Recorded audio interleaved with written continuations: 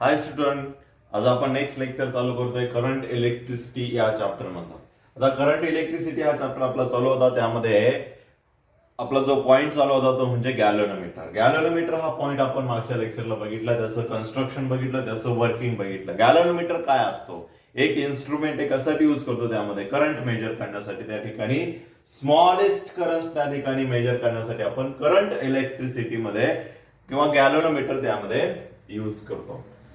Okay, त्याचं working काय गॅलोनोमीटरचं, तर सॉरी त्याचं जे कन्स्ट्रक्शन काय आहे गॅलोनोमीटरचं, तर त्यामध्ये दोन मॅग्नेट असतात. मॅग्नेटमध्ये रेक्टँग्युलर कॉईल प्लेस केलेली असते, ती आयर्न कोरला त्यामध्ये अटॅच केलेली असते थ्रू स्पायरल स्प्रिंगने. त्यानंतर one point is point of the pointer connected to the rectangular coil and another point is connected to on the scale. If current is passing through this is a construction, and working of this galvanometer is when current are passing through the coil, that time magnetic field are produced around this coil.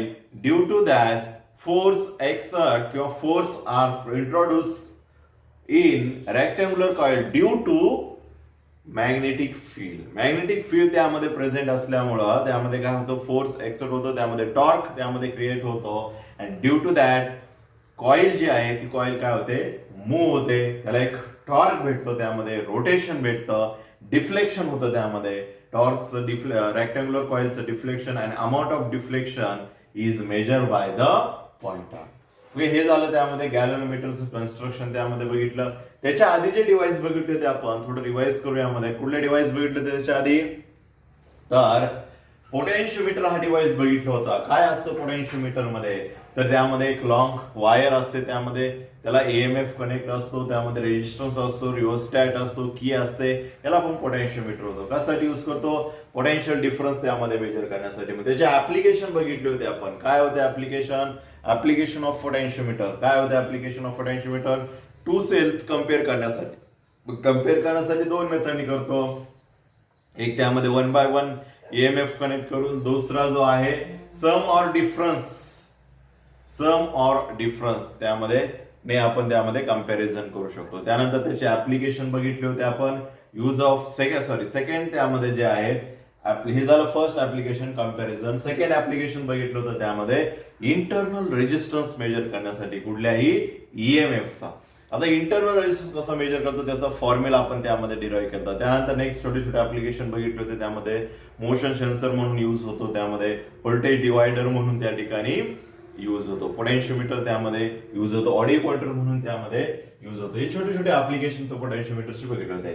त्याच्या आधी जो device बघितला होता तो म्हणजे metre ब्रिजच्या आधी जो बघितला होता वेस्टोन ब्रिज. हे डिव्हाइस आपण त्या ठिकाणी स्टडी करतोय. ओके, तर आपला मागच्या लेक्चरला जो डिव्हाइस स्टडी झाला तो म्हणजेच गॅलोनोमीटर. मग आता या लेक्चरला आपल्याला बघायचं आहे का गॅलोनोमीटर जो आहे तो आपण ॲमेटर म्हणून त्याच्याचं मॉडिफिकेशन त्यामध्ये करून आपण तोच डिव्हाइस ॲमेटर म्हणून यूज करू शकतो अँड व्होल्टमीटर म्हणून देखील त्यामध्ये यूज करू शकतो. हे लक्षात ठेवा. आपण लास्ट सेंटेन्स त्यामध्ये बघितलं होतं. Thus, galvanometer can be used as ammeter or voltmeter with suitable modification.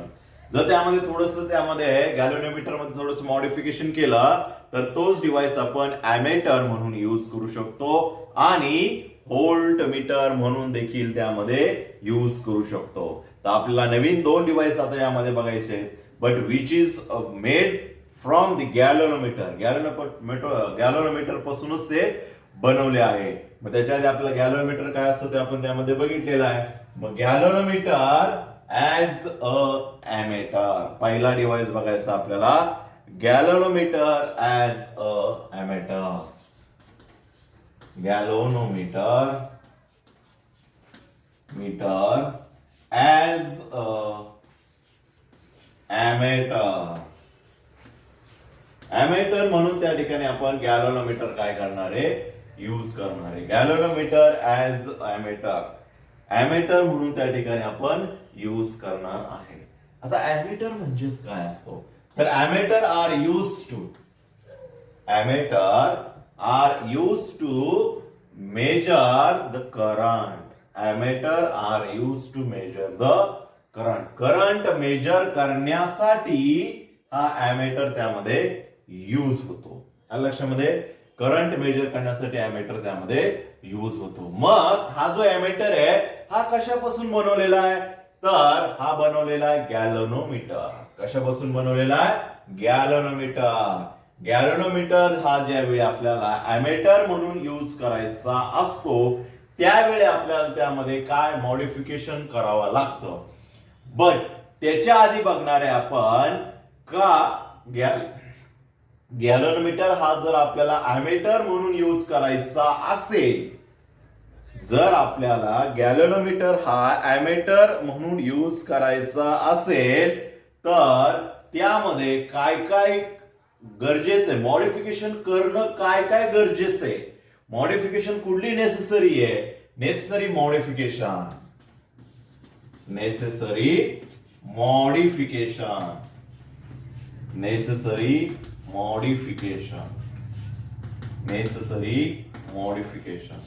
का त्यामध्ये काय काय करणं गरजेचं मॉडिफिकेशन ते आपण बघणार आहोत. आणि हे मॉडिफिकेशन कसं करतो हे आपण पुढे बघणार आहे. ओके, तर आपण त्यामध्ये गॅल्व्हनोमीटर डोळ्यासमोर आणा. गॅल्व्हनोमीटर मध्ये काय असतं, तर त्यामध्ये काय असतं, मॅग्नेट असतं. मॅग्नेटमध्ये रेक्टँग्युलर कॉइल असते which is connected to the iron core and one terminal is connected to the pointer. बरोबर, त्यामध्ये काय असते, स्प्रिंग असते. हे गॅल्व्हनोमीटर असतं. आता हेच गॅल्व्हनोमीटर जर आपल्याला त्या ठिकाणी काय म्हणून यूज करायचं असेल, ॲमेटर म्हणून यूज करायचं असेल, म्हणजे करंट मेजर करायचं आहे. करंट मेजर करण्यासाठी जर आपल्याला त्या ठिकाणी यूज करायचं असेल तर करंट म्हणून त्या ठिकाणी यूज करायचं असेल करंट मेजरमेंट, तर आपल्याला काय लागेल, त्याकडे स्मॉलेस्ट त्या ठिकाणी करंट लागेल. करंट आपल्याला त्या ठिकाणी मेजर करायचं आहे. बरोबर, दे आता बघा यामध्ये आता हे मेजर करण्यासाठी इन्स्ट्रुमेंट आहे. मग याची जी कॅपॅसिटी आहे ही किती असायला पाहिजे हे त्यामध्ये महत्वाचं आहे. आपण ज्यावेळी बाईक चालवतो, बरोबर, बाईकचं स्पीडोमीटर असतं. आपण त्या स्पीडोमीटर कुठपर्यंत दिलेलं असतं, 220 200 बरोबर, इथपर्यंत स्पीडोमीटर दिलेलं असतं. बट रिअल मध्ये तेवढं स्पीड आपण बाईक मध्ये कॅरी करू शकतो का, नाही.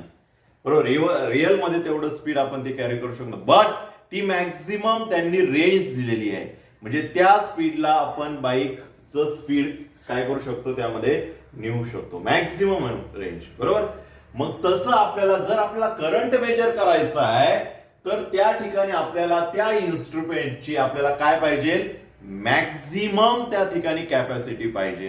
हे सगळ्यात महत्वाचं असतं. जर त्यामध्ये आपल्याला मॅक्झिमम रेंज दिली असती 40 किलोमीटर पर आवर्स स्पीडोमीटरची, तर काय झालं असतं, 40 किलोमीटर आवरच्या पुढं स्पीड त्यामध्ये, कारण रेग्युलर जो आपलं स्पीड असतं ते असं 40 50 60 70 पर्यंत जातं. मग हे पॉसिबल झालं असतं का त्यामध्ये मेजर करणं स्पीड, नाही. म्हणजे आपल्याला जे त्यामध्ये मेजर करायचे त्यापेक्षा इन्स्ट्रुमेंटची कॅपॅसिटी ही ऑलवेज काय पाहिजे, त्यामध्ये ग्रेटर पाहिजे. काय पाहिजे, त्यामध्ये ग्रेटर पाहिजे. देन पहिला point, it's effective current capacity must be increase. Effective current capacity must be increase. काय झाली पाहिजे, त्याची करंट कॅपॅसिटी इन्क्रीज झाली पाहिजे. कितीही करंट तो त्या ठिकाणी काय करू शकणार, त्यामधून फ्लो करू शकतो, मेजर करू शकला पाहिजे. याला म्हणतो करंट कॅपॅसिटी. करंटची कॅपॅसिटी त्या ठिकाणी वाढली पाहिजे.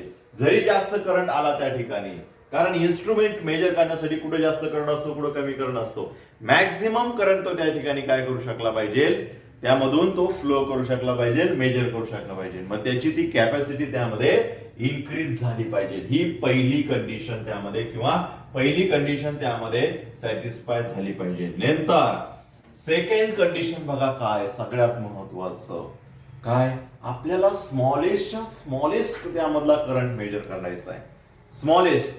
मग त्या ठिकाणी आपल्याला सगळा current as it is measure करायचा आहे. तो करंट त्या ठिकाणी कुठं कमी नाही झाला पाहिजे मग करंट कमी होण्याचे चान्सेस कुठं असतात?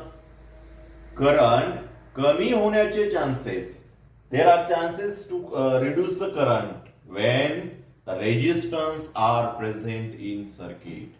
If small resistance are present in the circuit, then current is reduced. Why? The properties of resistance, opposition to the flow of current. If smallest resistance are present in the circuit, due to that current will be reduced, opposition to produce that circuit. Opposition त्या ठिकाणी produce होतं, त्याच्यामुळे त्या ठिकाणी जो current आहे तो real current त्यामध्ये काय होऊ शकत नाही, मेजर होऊ शकत नाही, तो करंट त्या ठिकाणी कमी होतो. झालं? म्हणजे हे त्यामधलं सेकंड पॉइंट महत्वाचा आहे. इफेक्टिव्ह रेजिस्टन्स जो आहे त्या नेटवर्कचा, ज्या सर्किटचा, तो त्या ठिकाणी कमी पाहिजे का जास्त? इफेक्टिव्ह रेजिस्टन्स, करंट त्यामध्ये कुठेही कमी नाही झाला पाहिजे, म्हणजे रेजिस्टन्स त्यामध्ये काय पाहिजे, कमी पाहिजे. Effective resistance should B small. Effective resistance should be small किंवा decrease. Effective resistance should be zero म्हणलं तरी चालेल किंवा डिक्रीज म्हणलं तरी चालेल. त्यामध्ये इफेक्टिव्ह रेजिस्टो त्यामध्ये काय झाला पाहिजे, डिक्रीज झाला पाहिजे. तिसरा पॉइंट सगळ्यात महत्वाचं, तिसरा पॉइंट त्यामध्ये, जर आपल्या घरामध्ये बघा शॉर्ट सर्किट झालं तर त्यामधून प्रिव्हेंट करण्यासाठी, म्हणजे ते शॉर्ट सर्किट होऊ नये त्यासाठी आपल्याला प्रत्येक बोर्ड मध्ये एक त्यामध्ये ऑप्शन दिलेला असतो, तो म्हणजेच काय, थर्ड, त्याला आपण म्हणतो आर्थिंग. काय दिलेले असते, आर्थिंग दिलेले असते. बघा तुम्ही सॉकेटमध्ये ही थर्ड पिन असते, त्यामध्ये ही थर्ड पिन कुठं कनेक्ट केलेली असते, टू द ग्राउंड. कुठं कनेक्ट केलेली असते, ते ग्राउंडला. जर त्या ठिकाणी शॉर्ट सर्किट झालं तर तो जो करंट आहे, मॅक्झिमम करंट कशा थ्रू जाणार, त्या अर्थिंग थ्रू ग्राउंडला जातो. म्हणजे जे पुढलं काय डॅमेज आहे, काय आपले इन्स्ट्रुमेंट जे असतात ते इन्स्ट्रुमेंट डॅमेज होण्यापासून त्यामध्ये काय होतं, कमी होणार. त्याचा डॅमेज होत नाही, ते इन्स्ट्रुमेंट त्यापासून डॅमेज होत नाही. लक्षामध्ये हा त्याचा ऍडव्हान्टेज असतो अर्थिंगचा. बरोबर? मग आता आपण त्यामध्ये करंट मेजर करतोय. बरोबर? मग करंट कुठं कमी असतोय, करंट कुठं जास्त असतोय. बरोबर? कधी मॅक्झिमम करंट त्यामध्ये आपण फ्लो होऊ शकतो अचानक, जर आपल्याला त्यामध्ये करंट किती आहे माहित नाही, मॅक्झिमम करंट त्यामधून जाऊ शकतो. मग मॅक्झिमम करंट जात असेल त्याच्या कॅपॅसिटी पेक्षा जास्त, तर ते डॅमेज, जे इन्स्ट्रुमेंट आपण बनवतोय मीटर, ते डॅमेज नाही झालं पाहिजे. बरोबर? मग थर्ड पॉइंट मस्त महत्वाचा आहे त्यामध्ये, it must be protected from the possible damage. It must be protected from the damage. काय झालं पाहिजे त्यामध्ये, तो डॅमेज होण्यापासून तो प्रोटेक्ट झाला पाहिजे. तो डॅमेज होण्यापासून प्रोटेक्ट झाला पाहिजे. ह्या तीन कंडिशन त्यामध्ये सॅटिस्फाय झाल्याच पाहिजे, मॉडिफाय झाल्याच पाहिजे. देनच आपण त्या ठिकाणी गॅल्व्हनोमीटर हा ऍमेटर म्हणून त्या ठिकाणी यूज करू शकतो, किंवा आपल्याला त्या ठिकाणी परफेक्ट करंटची व्हॅल्यू भेटू शकते. बघा काय काय झालं पाहिजे, effective current capacity must be increase झाली पाहिजे. Effective resistance should B zero त्यामध्ये झाला पाहिजे किंवा डिक्रीज झाला पाहिजे. It must be protected from the damage. कशापासून डॅमेज झाला पाहिजे, तो त्यामध्ये डॅमेज होण्यापासून तो प्रोटेक्ट झाला पाहिजे. बरोबर? जसं मी आता एक्झाम्पल सांगितलं, आपले इन्स्ट्रुमेंट पुढे डॅमेज होण्यासाठी हे अर्थिंग म्हणजे आपलं काय, ते सिक्युरिटी झाली त्यामध्ये. मग इथं पण जास्त करंट आला तर इन्स्ट्रुमेंट डॅमेज होऊ नये म्हणून त्यासाठी काय त्यामध्ये प्रिकॉशन घेतले पाहिजे. त्यामध्ये काहीतरी त्यामध्ये प्रोटेक्टेड केलं पाहिजे त्यामध्ये. ओके, ते इन्स्ट्रुमेंट मध्ये प्रोटेक्शन असलं पाहिजे. प्रत्येक मेजरिंग इन्स्ट्रुमेंट मध्ये ते प्रोटेक्शन असतंच. ॲमीटर झाला, व्होल्टमीटर झाला, कुठलाही इन्स्ट्रुमेंट घ्या, त्यामध्ये डॅमेज होण्यापासून त्याचं काहीतरी प्रोटेक्शन त्यामध्ये केलेलं असतं. ओके, या तीन कंडिशन त्यामध्ये सॅटिस्फाय झाल्या पाहिजे, तरच आपण गॅलनोमीटर ऍज अॅमीटर म्हणून त्या ठिकाणी यूज करू शकतो. देर are 3 condition. When these conditions are satisfied, after that galvanometer can be use as ammeter. Galvanometer आहे तो अॅमीटर म्हणून त्या ठिकाणी यूज करू शकतो. आले लक्षामध्ये? Understand. First condition, effective capacity must be increase. त्यामध्ये second, effective resistance should be 0. त्यानंतर it must be protected from the damage. या 3 कंडिशन सॅटिस्फाय झाल्या तर त्या ठिकाणी आपण गॅलनोमीटर ऍज अॅमीटर म्हणून यूज करू शकतो. आणि ह्या तिन्ही कंडिशन सॅटिस्फाय होतात कधी? तिन्ही कंडिशन त्या ठिकाणी सॅटिस्फाय होतात कधी? लक्षात ठेवा त्यामध्ये. This is a galvanometer. 3 conditions are satisfied when 3 conditions are satisfied when बघा व्यवस्थित समजून घ्या यामध्ये. या तिन्ही कंडिशन सॅटिस्फाय कधी होतात? In practice this is achieved. Achieved कसं अचीव्ह केलं जातं ते? प्रॅक्टिस मध्ये कसं, प्रॅक्टिकली कसं अचीव्ह केलं जाणार? It practically achieved by the connecting small resistance. Small resistance त्याला कुठंतरी कनेक्ट करणार. कुठं कनेक्ट करणार? Connecting by small resistance. त्या ठिकाणी स्मॉल रेजिस्टन्स त्यामध्ये कनेक्टिंग करणार. स्मॉल लो रेजिस्टन्स सगळ्यात महत्वाचं. Small low resistance. जर हाय रेजिस्टन्स असेल त्यामधून काय जाणार? करंट जाणार नाही. Small low resistance in parallel with galvanometer. या तिन्ही condition, both above 3 condition are achieved by connecting low resistance with parallel of galvanometer. With parallel of galvanometer. Listen carefully. How achieve these 3 conditions? 3 conditions are: effective current capacity must be high, effective resistance should be low, that is 0, then it must be protected from the damage. High current त्यामधून flow झाला तर त्यापासून damage होण्यापासून ते protect झालं पाहिजे. या तिन्ही condition, both 3 condition are achieved by the connecting low resistance with parallel. जो लो रेजिस्टन्स आहे, गॅलनोमीटर जो आहे, त्या गॅलनोमीटरचे जे टर्मिनल आहे प्लस और मायनस, त्याला तो काय जोडलेला असतो? पॅरलली जोडलेला असतो. पॅरलल मध्ये लो रेजिस्टन्स जोडलेला असतो, which is called shunt resistance. काय म्हणतात त्याला? Shunt resistance. Which is called shunt resistance. काय म्हणणार त्याला? Shunt resistance. Which is called shunt resistance. जो रेजिस्टन्स आहे पॅरलली जोडलेला जातो, पॅरलल मध्ये जोडतो, त्याला आपण म्हणतो शंट रेजिस्टन्स. काय म्हणणार याला आपण? शंट. आणि तो काय असतो? त्याची व्हॅल्यू लो असते, लक्षात ठेवा. आता लो असल्यामुळं काय होणार? तर त्यामधून करंट ऑब्विसली पास होणार नाही.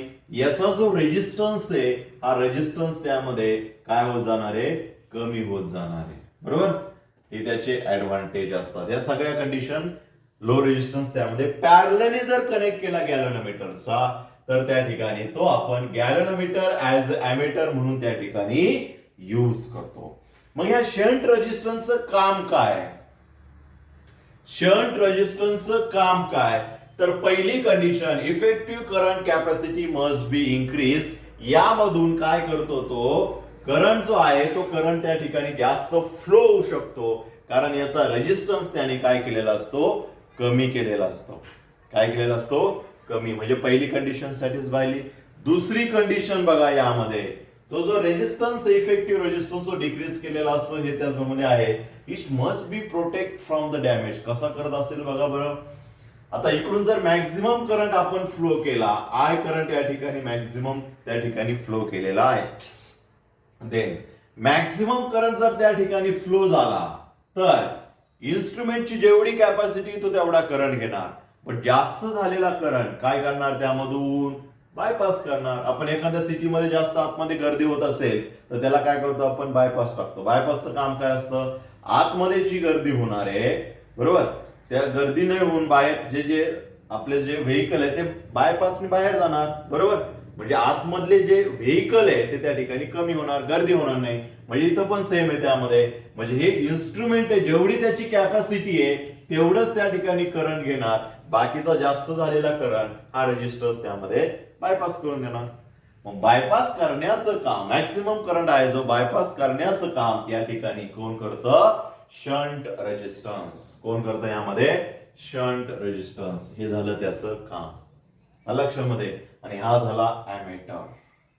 ॲमेटर बघा, when we modify some modification किंवा modify the galvanometer by connecting the त्यामध्ये low resistance with parallel galvanometer, then three condition can be satisfied by this connection. 3 condition त्यांनी सॅटिस्फाय झाल्याच पाहिजे आणि या सॅटिस्फाय होतात लक्षामध्ये. If we modify some modification किंवा सम नेसेसरी कंडिशन किंवा some modification is required to convert galvanometer to as ammeter. This modification necessary जे modification ते लिहायचं त्याच्या खाली this condition should be satisfied if we connect the small low resistance with parallel with the galvanometer. गॅल्व्हनोमीटरला जर parallel मध्ये जोडला तर या कंडिशन त्या ठिकाणी सॅटिस्फाय होतात. Is called shunt resistance. Shunt resistance is increase the effective current capacity as well as effective resistance decrease as well as is prevent the protect from the damage त्यामधून damage पासून त्यामध्ये protect करतो. Okay, हे झालं त्याचं पूर्ण working काय construction आणि त्याचं काय असेल वर्किंग. ओके, आता बघा यामध्ये ॲमेटर विचारला तर सुरुवातीला लिहिणार त्याच्या necessary modification is required when galvanometer is converted into ammeter. This condition लिहायच्या त्याच्या खाली त्याचं लिहिणार काय, this condition if achieve by practice by connecting low resistance parallel with the galvanometer. Then खाली लिहायचं त्यामध्ये is called shunt meter. Then working of shunt shunt resistance is त्याचं वर्किंग लिहायचं विच इज काय करणार त्यामध्ये increase the effective current capacity of the galvanometer. Effective resistance should be 0. त्यानंतर third, it must be protected from the damage. It must be protect from the damage. लक्षामध्ये. Then त्याच्या खाली लिहिणार त्याचं इक्वेशन. आता यामध्ये हा झाला गॅल्व्हनोमीटर ऍज अ ॲमेटर. म्हणजे त्याच्या पॅरलल जो गॅल्व्हनोमीटर असेल त्याच्या फक्त पॅरलल मध्ये काय जोडणार, एक शंट रेजिस्टन्स आणि तोही लो. कुठला जोडणार त्यामध्ये, लो रेजिस्टन्स जोडणार. आता बघा यामध्ये हा झाला शंट रेजिस्टन्स. म्हणजे हा जो करंट आहे गॅल्व्हनोमीटर मधून जाणारा करंट कुठला झाला, आयजी.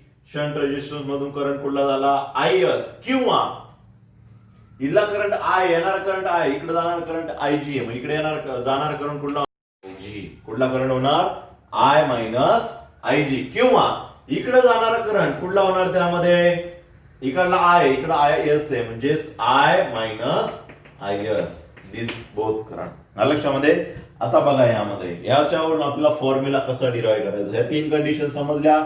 या तिन्ही कंडिशन कशामुळे सॅटिस्फाय होतात, तर लो रेजिस्टन्स त्यामध्ये पॅरलल मध्ये जोडल्या नंतर.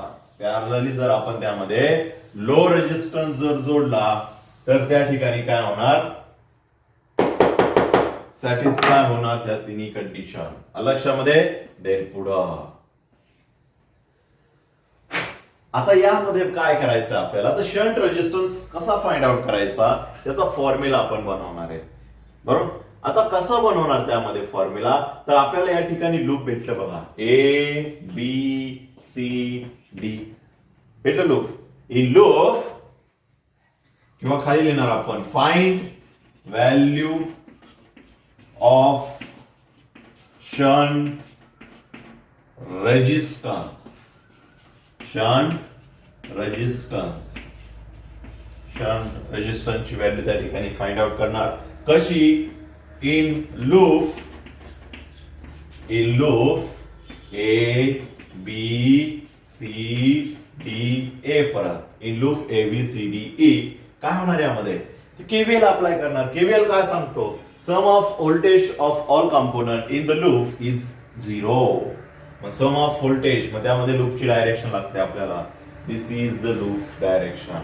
मग ही डायरेक्शन, लूपची डायरेक्शन सेम आहे, म्हणजे त्याचं व्होल्टेज कसं काढणार? त्याचा रेजिस्टन्स, त्याच्या रेजिस्टन्सला आपण नाव देऊ जी, आणि त्यामधून जाणारा करंट आय जी मायनस. इथं मायनस का आलं? करंट इकडून येतोय, बरोबर. आपली लूपची डायरेक्शन ही आहे, करंट इकडून जातोय, मायनस त्याचा रेजिस्टन्स एस, त्यामधून जाणारा current I S is equal to 0. Minus तिकडून काय होणार? Plus G into I G is equal to S into I S. झालं. मग S is equal to, but या ठिकाणी आपल्याला I S is equal to, I S म्हणजेच काय? तर आय मायनस आय जी, कारण आपल्याला रेजिस्टन्स काढायचा आहे, करंट कसं काय माहित असणार त्यामधला. मग आय मायनस आय जी त्याच्या ऐवजी पुट करणार. But I S is equal to काय? त्यामध्ये I minus I G, then पुढं G into I G is equal to S into I minus I G. Then S इकडे काय होणार? हा मल्टिप्लाय करून डिवाइड होणार. G into I G upon I minus I G is equal to इकडे काय झाला? S. This is the value of shunt resistance. कसली व्हॅल्यू झाली ती? Shunt resistance. Value of shunt resistance लक्षामध्ये.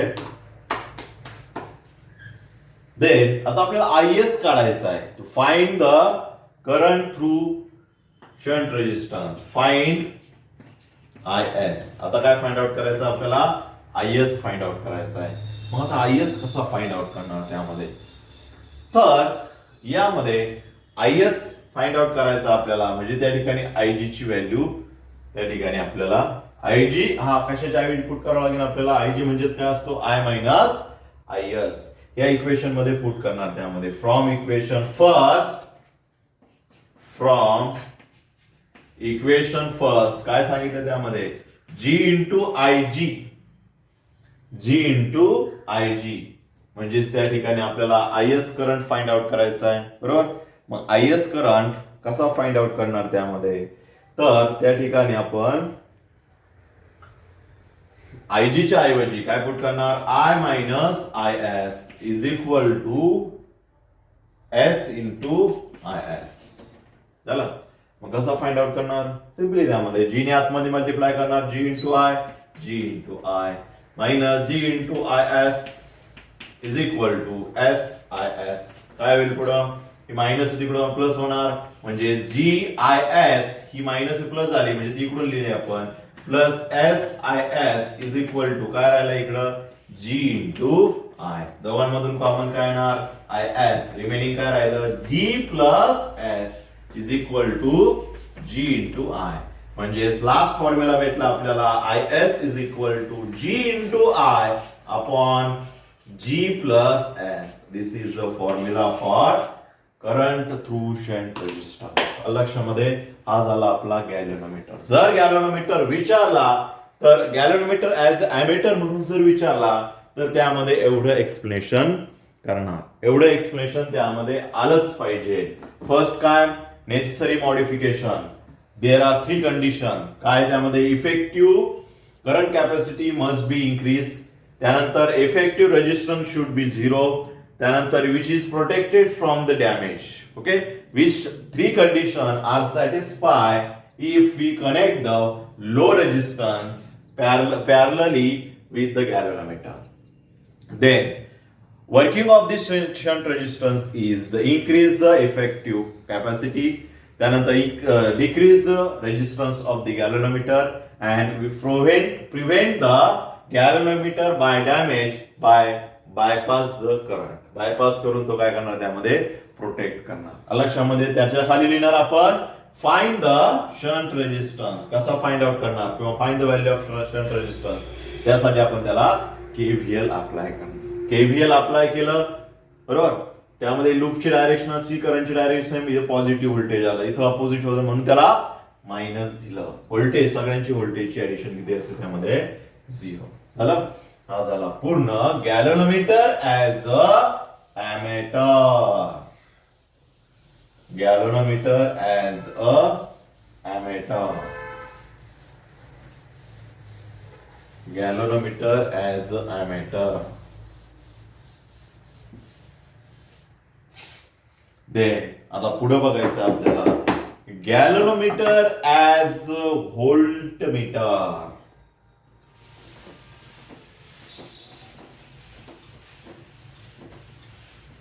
Last topics of the chapter, current electricity. Gallanometer as a ammeter. गॅलोनोमीटर हा amateur म्हणून त्या ठिकाणी काय करायचं आहे, यूज करायचा आहे. Galvanometer as ammeter. Galvanometer as a sorry ammeter बघितलं, आता व्होल्टमीटर. गॅलोनोमीटर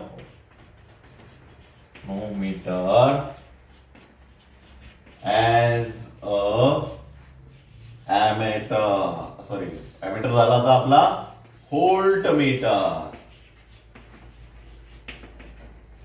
आता गॅलोनोमीटर जो आहे तो व्होल्टमीटर म्हणून त्या ठिकाणी यूज करायचा आहे. पोटेन्शियल डिफरन्स त्यामध्ये आपल्याला काय करायचं आहे, मेजर करायचा आहे. मग पोटेन्शियल डिफरन्स आपण मेजर करतो to connect the two terminal, plus आणि मायनस ला दोन टर्मिनल कनेक्ट करून त्यामध्ये voltmeter sorry potential difference measure करतो. The voltmeter is an instrument used to measure the potential difference between two points. दोन point मधला त्या ठिकाणी पोटेन्शियल डिफरन्स मेजर करण्यासाठी आपण व्होल्टमीटर यूज करतो. आता गॅलोनोमीटर हा व्होल्टमीटर म्हणून कसा यूज करणार, व्होल्टमीटर त्यामध्ये कसं यूज करणार, तर ज्यावेळी आपल्याला व्होल्टमीटर म्हणून यूज करायचा असतो, व्होल्टमीटर म्हणून त्या ठिकाणी यूज करायचा असतो, त्यावेळी त्यामधला करंट आपल्याला त्या ठिकाणी काय पाहिजे, 0 पाहिजे. करंट जर त्यामध्ये चेंज झाला तर त्या ठिकाणी पोटेन्शियल डिफरन्स देखील काय होतं, 0 होतं.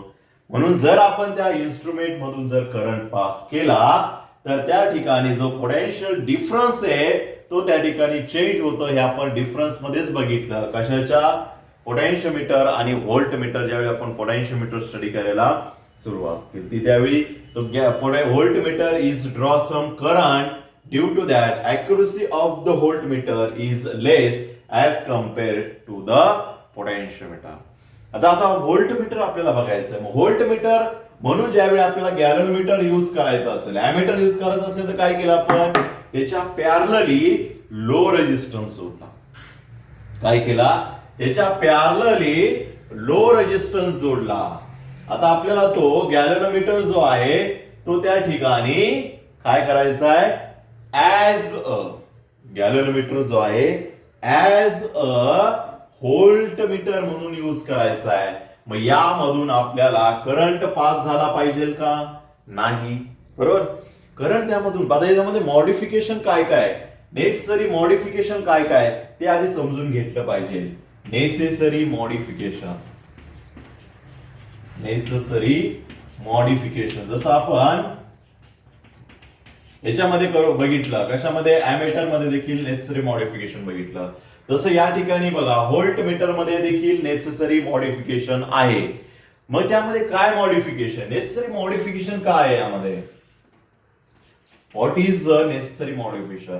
तर फर्स्ट त्यामध्ये मी सांगतो, मॉडिफिकेशन म्हणजे काय, यामधून जो जाणारा करंट आहे तो त्या ठिकाणी 0 असला पाहिजे.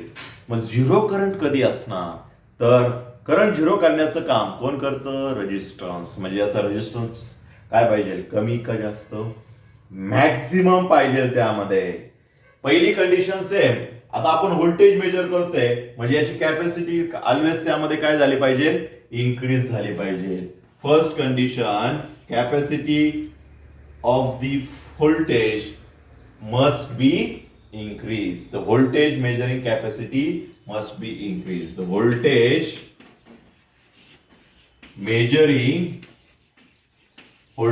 measuring capacity capacity must be increase. Second त्यामध्ये बघा कॅपॅसिटी ऑब्विसली त्यामध्ये वाढली पाहिजे. दुसरे रेजिस्टन्स जो आहे तो काय पाहिजे त्या ठिकाणी. करंट आपल्याला झिरो करायचा आहे म्हणजे रेजिस्टन्स काय पाहिजे, हाय. रेजिस्टन्स शुड बी हाय. मग हाय किती पाहिजे, इन्फानाइट. रेजिस्टन्स शुड बी हाय. हाय म्हणण्यापेक्षा इन्फिनिटी असेल तरच त्यामधून करंट काय जातो, झिरो जाणार. ही त्यामधली second. Effective resistance must be increase. It must be protected from the possible damage. ही तिसरी कंडिशन कॉमन आहे. protected must be damaged. जास्त करंट त्यामधून फ्लो नाही झाला पाहिजे. मग या तिन्ही कंडिशन बघा, above three condition are satisfied if. कधी सॅटिस्फाय होणार, याचा रेजिस्टन्स जो आहे तो आपल्याला झिरो करायचा आहे, सॉरी हाय करायचा आहे. मग कसं पॉसिबल आहे, तर याच्या सिरीज मध्ये काय करतो आपण, तर हाय रेजिस्टन्स कनेक्ट करतो. कुठं, सिरीज मध्ये म्हणजे एकाच लाईनला. आणि अॅमेटर मध्ये कुठं जोडला आपण, पॅरलली जोडला. तर यामध्ये काय जोडणार आपण, एकाच लाईन मध्ये जोडणार. त्यामध्ये काय जोडणार, एकाच लाईन मध्ये. हा गॅल्व्हनोमीटर झाला आणि हा रेजिस्टन्स झाला. तो रेजिस्टन्स कुठला आहे, त्यामध्ये हाय रेजिस्टन्स आहे. याला नाव देऊ आपण वाटलंच यामध्ये x. X is the high resistance. आणि यामधून जाणारा करंट कुठला झाला, आयजी. कुठला झाला, आयजी. मग हे सगळं त्यामध्ये सॅटिस्फाय का झालं, तर हाय रेजिस्टन्स त्यामध्ये काय केलं आपण, कनेक्ट केलेला आहे. तो हाय रेजिस्टन्स काय करणार, यामध्ये हाय रेजिस्टन्स शुड बी त्यामध्ये prevent the draw current from this galvanometer. या गॅल्व्हनोमीटर मधून करंट कमी जाण्याचा किंवा जाण्याचं त्यामध्ये काय करणार, कमी करणार किंवा जाणारच नाही त्यामधून. तो त्यामध्ये ऑब्स्टॅकल म्हणून त्याचं काम करणार त्यामध्ये. लक्षामध्ये. आणि जास्त जरी करंट आला तर हाय रेजिस्टन्स त्याच्यामुळे यामधून करंट जाणार नाही. रेजिस्टन्स आपल्याला इकडून जोडावं लागेल, इकडून नाही जोडणार आपण. जो रेजिस्टन्स आहे तो हाय रेजिस्टन्स त्यामध्ये जोडणार. Galvanometer current should be flow in this IG. This is galvanometer. Then potential drop across two terminal is V is equal to किती येईल बघा यामध्ये.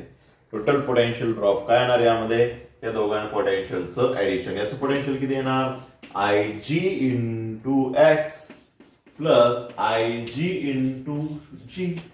दोघांमधून करंट तोच जातोय, IG get common. V is equal to IG into X plus G. Sorry आपल्याला X काढायचा आहे, x ही value काढायची. मग कशी काढणार, त्यामध्ये एक्स ची व्हॅल्यू. मग IG इकडे येणार V minus IG into capital G IG into X. मग एक्स इज इक्वल टू काय होणार, ही मल्टिप्लाय टर्म इकडून काय होणार, divide V minus IG into G divided by IG. This is the value of resistance, high resistance. कशी measure करणार, त्यामध्ये फक्त काय केलं, पोटेन्शियल ड्रॉप मेजर केला त्यामधला दोन्हीच्या पॉइंट मधला. ओके. या तिन्ही कंडिशन कधी सॅटिस्फाय होणार, हाय रेजिस्टन्स त्याच्या सिरीज मध्ये जोडला. तर हे लक्षात ठेवा, सिरीज आणि पॅरलल मध्ये आपण काय काय जोडतो. आलं लक्षामध्ये, समजला. This is the voltmeter sorry galvanometer as a voltmeter म्हणून त्या ठिकाणी यूज करतो. आणि अॅमेटर म्हणून देखील यूज करणार. कधी, ज्यावेळी त्याच्या पॅरलली लो रेजिस्टन्स जोडणार आणि ज्यावेळी हाय रेजिस्टन्स त्याच्या सिरीज मध्ये जोडणार त्यावेळी तो व्होल्टमीटर म्हणून यूज करणार. लक्षामध्ये. इथं आपला चॅप्टर एंड झालेला आहे. पूर्ण चॅप्टर आपण जो बघितला करंट इलेक्ट्रिसिटी हा या ठिकाणी आपला संपलेला आहे. चॅप्टर मध्ये आपण काय काय बघितलं, तर त्यामध्ये फर्स्ट KVL KCL लॉज बघितले. KVL लॉ काय सांगतो, summation of all voltage in a loop is equal to 0 असतो. KCL काय सांगतो? Incoming current is equal to outgoing current at any junction point. त्यावरती एक्झाम्पल आपण देखील सॉल्व्ह केले. पुढे त्यामध्ये इन्स्ट्रुमेंट बघितले आपण, वेस्टोन ब्रिज, मीटर ब्रिज, त्यानंतर पुढं पोटॅन्शियोमीटर बघितला, त्यानंतर त्याची ऍप्लिकेशन बघितले, त्यानंतर गॅल्व्हनोमीटर बघितला, गॅल्व्हनोमीटर ऍज अॅमीटर म्हणून बघितला, गॅल्व्हनोमीटर ऍज अ व्होल्टमीटर म्हणून बघितलं. ओके, थेरॉटिकल चॅप्टर आहे, थोडा इन्स्ट्रुमेंट आहे यामध्ये. त्यासाठी इन्स्ट्रुमेंट जर विचारले तर डायग्राम, त्याच्या खाली कन्स्ट्रक्शन, त्याचं वर्किंग आणि खाली काय असेल फॉर्म्युले. असे फॉर्म्युले जर असतील तर ते फॉर्म्युले त्याच्या खाली लिहायचे. लक्षामध्ये गॅल्व्हनोमीटर ऍज अ व्होल्टमीटर विचारलं तर त्याची डायग्राम सिंपल आहे, एकदम काय नाही त्याच्यामध्ये. आणि अॅमीटर विचारलं तर ती पण डायग्राम सेम आहे, फक्त रेजिस्टर याच्या पुढे जोडायचा आहे, पॅरलली जोडायचा आहे. झालं, इथं आपला चॅप्टर संपलेला आहे. कुठला? Current electricity. ओके, तर आपले 3 चॅप्टर यामध्ये सेकंड पार्ट मध्ये कव्हर झालेले, म्हणजे wave optics, electrostatics and third one is current electricity. लक्षामध्ये नेक्स्ट लेक्चरला आपण नेक्स्ट चॅप्टर सुरुवात करणार आहोत.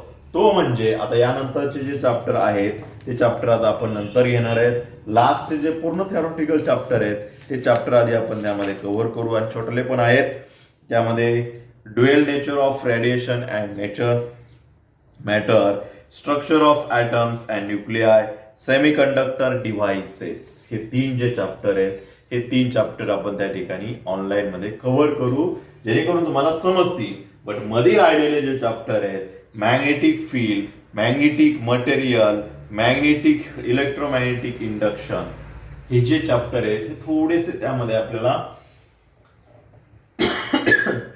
डीप आहे, हार्ड जाते स्टडी करायला ऑनलाईन. त्यापेक्षा आपण जे हे 3 थेरॉटिकल झाले तर मग त्यानंतर घेऊ, आणि त्यावेळी क्लास चालू झाले तर उलट बेस्टच आहे, क्लासमध्ये व्यवस्थित समजून जाते. ओके, तर आपण नेक्स्ट लेक्चरला dual nature of radiation of matter हा फिजिक्सचा चॅप्टर नंबर 4 त्यामध्ये स्टार्ट करणार आहोत. Dual nature of radiation of matter. Okay, तर भेटूया नेक्स्ट लेक्चरला नवीन चॅप्टर.